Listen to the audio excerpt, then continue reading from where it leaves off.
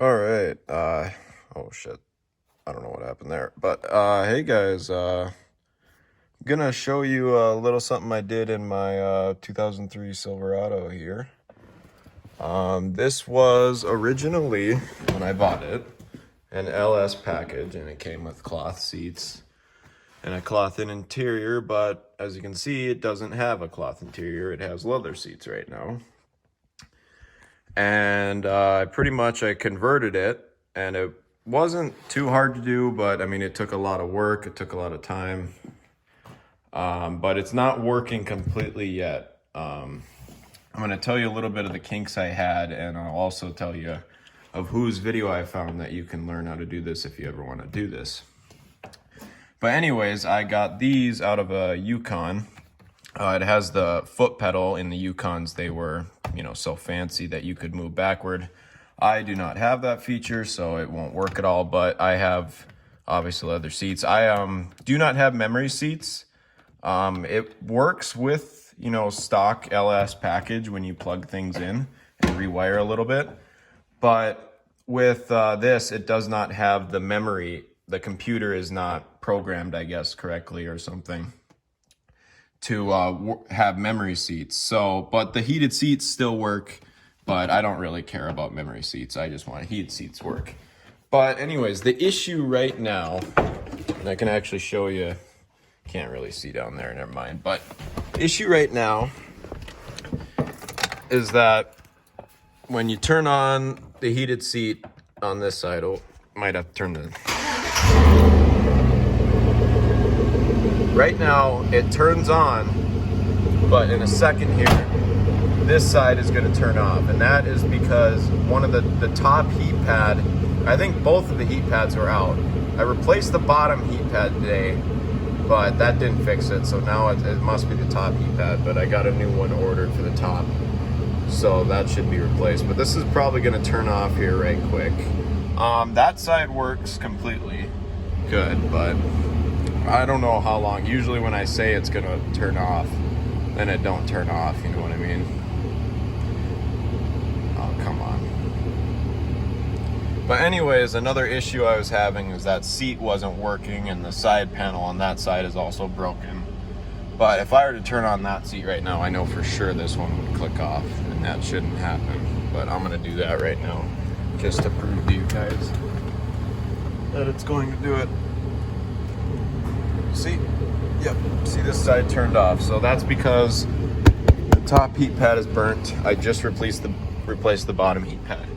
But this side will work. And this is an LS package, and in the normal LT packages, you don't have your center console here. Like you have your whole dash here, but in the LS package, you had the bench seat, and you got your stuff you can flip up, and also still got a seat. And I like now that I got these armrests in here, it kind of acts as for that person to sit.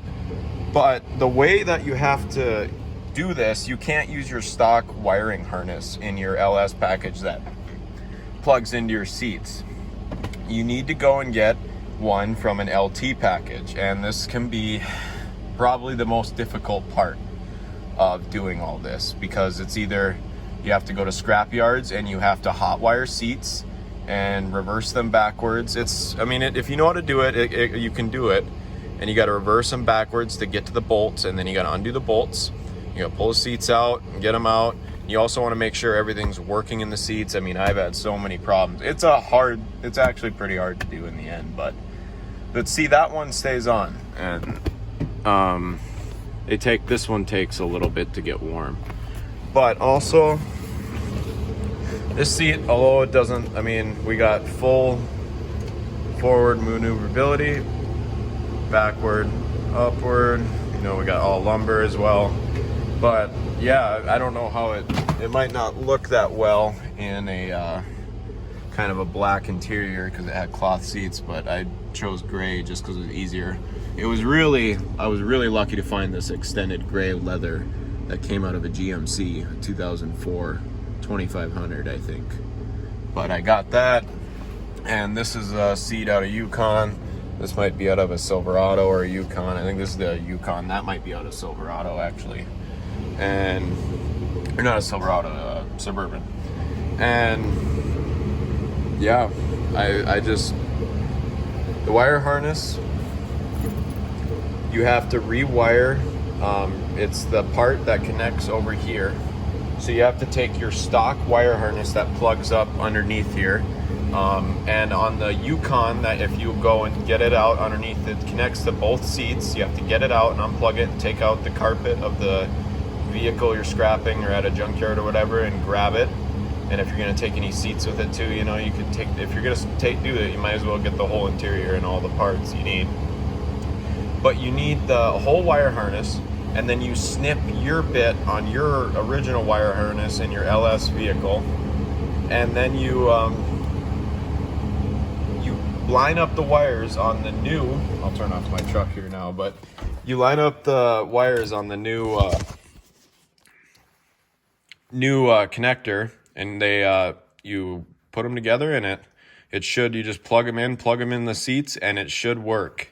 It may take a few days of cycling the keys, I know.